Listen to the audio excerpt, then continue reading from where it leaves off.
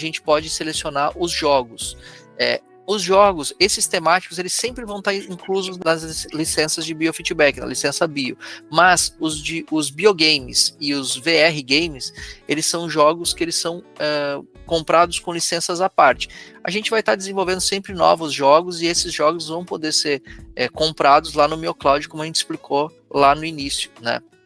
Então, nessa licença, a gente está lidando com uma situação onde a gente tem os 3 jogos disponíveis até o momento, que é o do avião, o do rock e o do trem. Qual que é o grande objetivo do Biogames? Diferente dos temáticos, o objetivo do Biogames é que a pessoa se sinta desafiando com ela própria.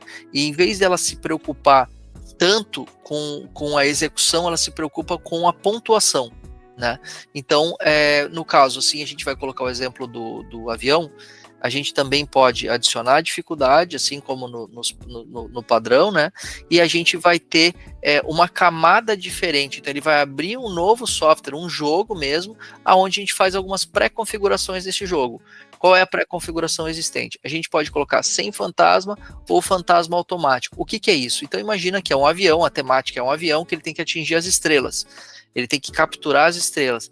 Se a gente colocar sem fantasma, vai seguir só o aviãozinho comandados pela nossa musculatura. Se a gente colocar o fantasma automático, a gente vai colocar que vai um aviãozinho na frente desse avião principal, né, dizendo qual é o caminho que o nosso avião tem que perseguir. E a gente pode colocar um segundo canal. Para que serve o segundo canal? Vamos imaginar que vocês estão trabalhando o assoalho pélvico. Aí a gente quer que a pessoa contraia o assoalho pélvico. Ela não quer que ela contraia a musculatura acessória. Então, se a gente tem um outro sensor ligado no abdômen, por exemplo, no lado esquerdo ficaria uma barra onde a gente vai instruir o paciente. Olha, eu quero que essa barra não mexa muito. Eu quero que você faça o jogo, mas com essa barra mexendo o menos possível. E é possível ser feito dessa forma também. Aqui a gente vai dar o exemplo só com um canal, que a gente também está com equipamento só de um canal fazendo o teste, mas seria possível habilitar o segundo canal. A gente clica em jogar. Ele vai habilitar a tela inicial, por enquanto não está acontecendo nada. A gente só vai acontecer quando a gente iniciar ali e iniciar a partida, no caso, né? Então ali estão as estrelas, a gente escolheu com o avião, então vocês estão vendo que tem um aviãozinho fantasma ali na frente e ele vai comandando como que o avião principal tem que seguir. E aí fica a escolha do profissional se ele quer seguir com essa temática, no caso de usar o avião fantasma ou não. Essas estrelas, elas estão sendo colocadas no mesmo posicionamento do qual a gente decidiu lá nos percentuais de contração que a gente definiu lá nos protocolos previamente, né? E depois que a gente acabar o jogo e ele finalizar, ele vai mostrar os resultados estatísticos como se a gente tivesse feito um biofeedback padrão. Ele vai mostrar a pontuação, né? E ele vai mostrar tudo como se tivesse sido biofeedback padrão. Uma coisa interessante é que lá embaixo, no último item da estatística, ele mostra o percentual de acerto. O que é o percentual de acerto? É o quanto do protocolo a gente ficou dentro, né? Então, tipo assim, no caso ali, o segundo a gente ficou em 71%, no primeiro a gente ficou em 100%. E aí, depois que a gente vai pro relatório, ele junta todos esses percentuais e joga o percentual geral. Então, aí lá do lado direito, lá do gráfico, ele mostra lá 77,46%. É o último indicador ali.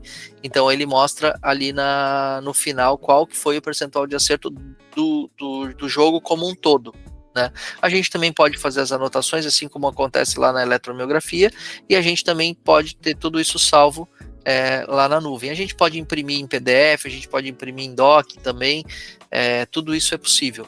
É importante mencionar que a diferença do relatório de eletromiografia da parte avaliativa para o relatório de biofeedback, que no biofeedback aparece quantos % a gente conseguiu atingir de pico, média, mínimo, em relação à contração máxima do dia.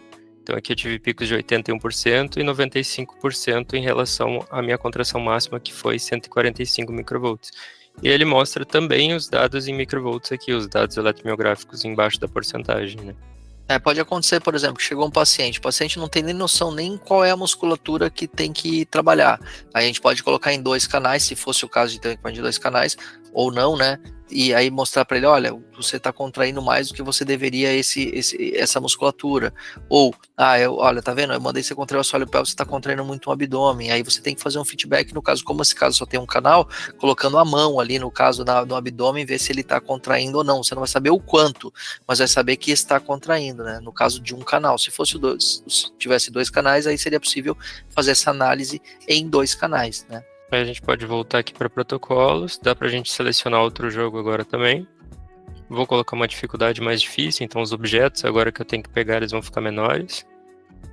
Vou só diminuir aqui um pouquinho o tempo do protocolo, então a gente pode diminuir também o tempo do jogo, diminuindo o número de atividades aqui também. Ou aumentar. O interessante do biofeedback é que a gente pode, além de saber qual é a principal musculatura que está sendo ativada, a gente pode trabalhar essa questão do disparo da fibra muscular e analisar o quanto está melhorando ou não através dessa transição que a gente coloca, diminuindo ou aumentando o tempo dessa transição. A gente pode saber os percentuais de acerto, o quanto de coordenação essa pessoa está ganhando mediante os exercícios que ela vai fazendo, né?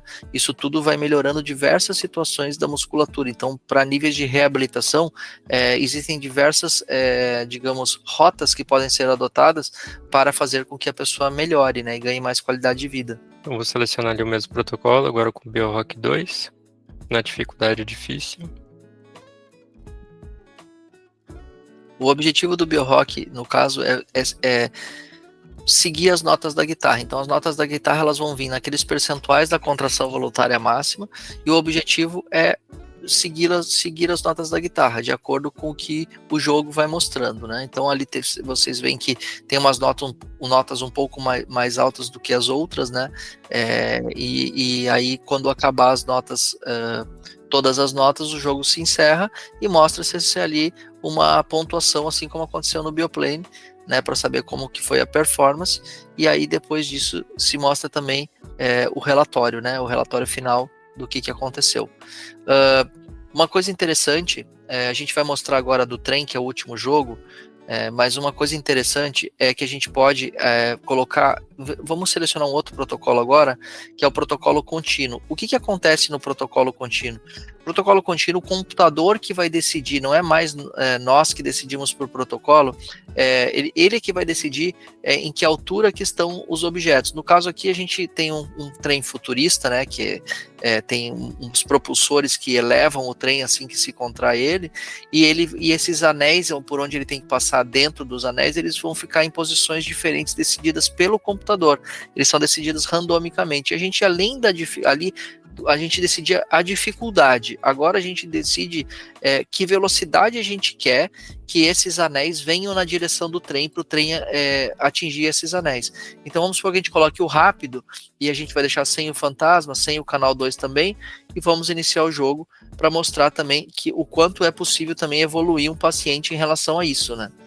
Então ali estão o trem ele tem que passar dentro dos anéis, e quem está decidindo a posição dos anéis é o computador.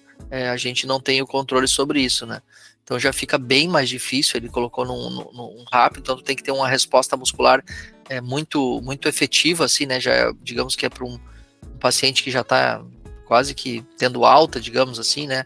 Ele tem uma capacidade de controle muscular muito, muito grande, né? Digamos assim, né? A gente está lidando aqui com uma cidade futurista, né? Então esses jogos eles fazem com que o paciente fique muito imerso, né, na sessão, assim, com vontade, digamos assim, de praticar, né?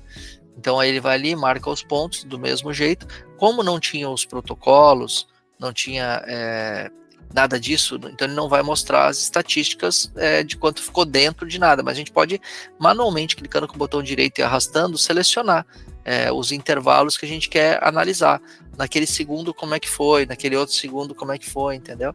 A gente só não vai mostrar o percentual de acerto porque não tinha um objetivo claro, né? Nessa situação o que vale mesmo é mais a pontuação mesmo, e uma informação mais qualitativa de como que foi o exercício, né?